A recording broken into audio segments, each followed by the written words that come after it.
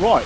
One question that's probably going to be, excuse if this is a bit windy, hopefully the sound's still okay, but one question that's going to be of relevance, I think, to most people watching this, and it covers all political parties, but just taking this one in particular, is if you can't rely on access to conventional media, how are you going to publish information about the party, changes,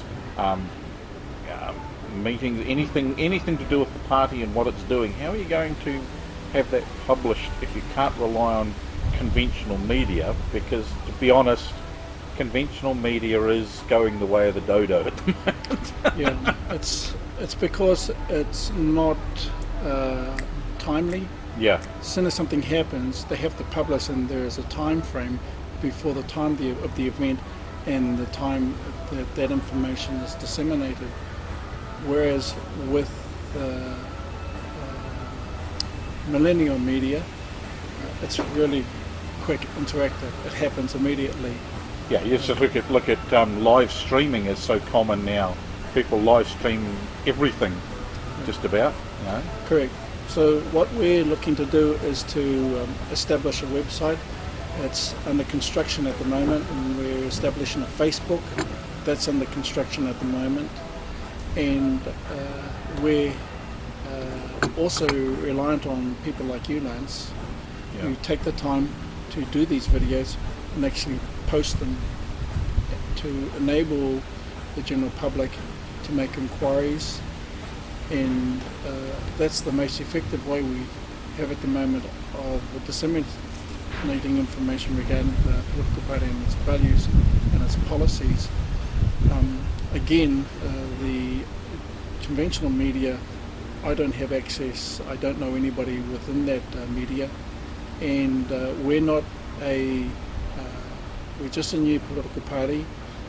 We're unknown, so the burden is upon me to actually inform the general public and to use alternative means possible. Yeah. The other thing people forget about mainstream media is there's a couple of things that drive it. First of all, there's a lot of things happening in the world, and they've got limited resources. There is the fact that that means then that things tend to be either through reporting on major parties, major events. You could say sensationalised media, that sort of thing.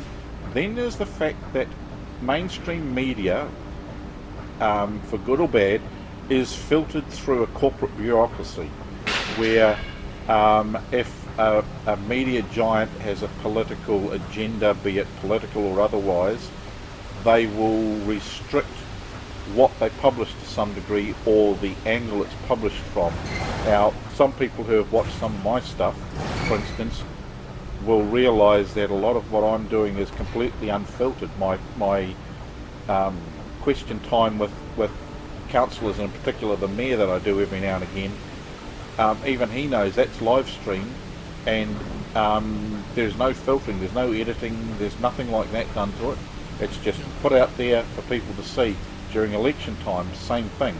I will sometimes do ordinary videos which I will edit for brevity, but I'm trying not to take away the actual content. I'm not doing it from a particular angle or anything, but I often will be live streaming during the elections, either interviews with individual candidates or the events themselves, and I think this is the sort of the future. There's a lot more of this happening, a lot more people. They're not necessarily even a small alt media, they're just an individual who turns up to a political meeting or sits down like this with a candidate and wants to ask them some questions and wants to live stream it to social media. And I think that's a good thing.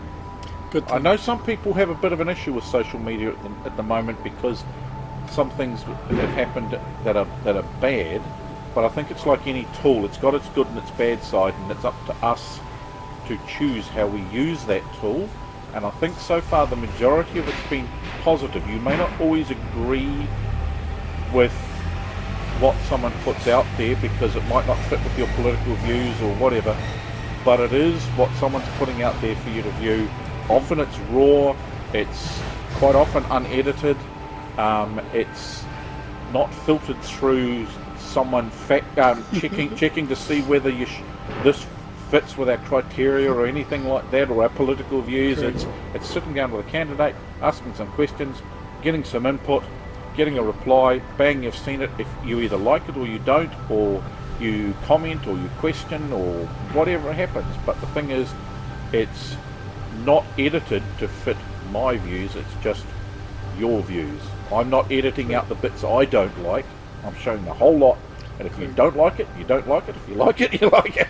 Yeah, a lot of politicians don't like this form of interviewing. No. Because it's unscripted and the discussion can go left or right. Yeah.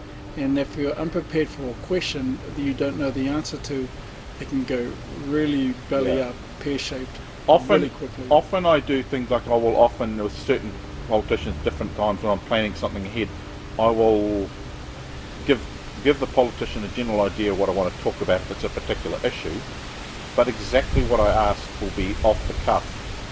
And I think what scares them the most is the random person who comes up to them with a phone, especially politicians that are dealing with controversial issues in mainstream media. Someone comes up to them with a phone and goes, "Oh, what's your comment on XYZ?" And because they aren't prepared for that. And I think this is the other aspect of it, is social media and these sorts of things now give people an opportunity to see a politician's true comment or reaction to something.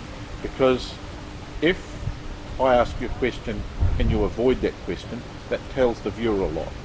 If you and R and you can't come up with something, that tells them a lot.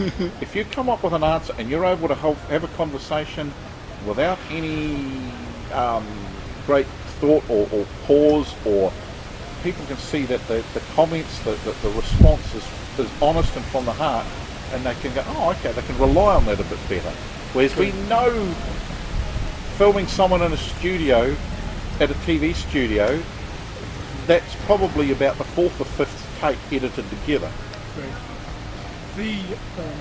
A lot of other political parties, other political candidates who have been in the business for a long time, they're relatively experienced, and they have established a political presence, and everybody almost knows, if they're a major party, what their position is. For a new political party such as ourselves, nobody knows. With established political parties, they're usually either right-winged or left-winged. The New Zealand Constitution Party is straight down the middle. It's central. The difficulty is that we don't have a constitutional culture. So I spend a lot of time educating people on what a constitution is and what a written constitution is. And sometimes I have to be broad in my statements, and if we're too broad, people have opportunity to criticize you, such as the blogger did. And that's the nature of the beast. You have to start somewhere, and you have to inform and educate people if they need that information. And then once they're relatively informed, you then have a point of reference. You can talk about succinct things. You can be more specific. At this early juncture, my objective is to be general in my comments without departing from my core objectives. And our core objective is to get away from generalities caused by our conventional way of doing things, and to adopt a constitution that is very specific. Cool. Oh, well, thanks very much for your time, and hopefully that's been informative for people and given them, again, another jumping off point to sort of go from.